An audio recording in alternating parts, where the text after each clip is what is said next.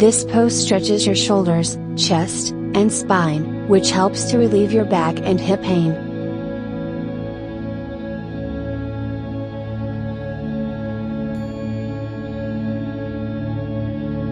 Sit upright on the floor with your legs extended. Bend your right leg with your heel close to your sit bone, and put your right hand on the floor behind you. Exhale, twist your upper body to the right, and bend your left elbow with your fingers pointing to the ceiling. Fix your left elbow on the outside of your right knee, and turn your gaze over your right shoulder.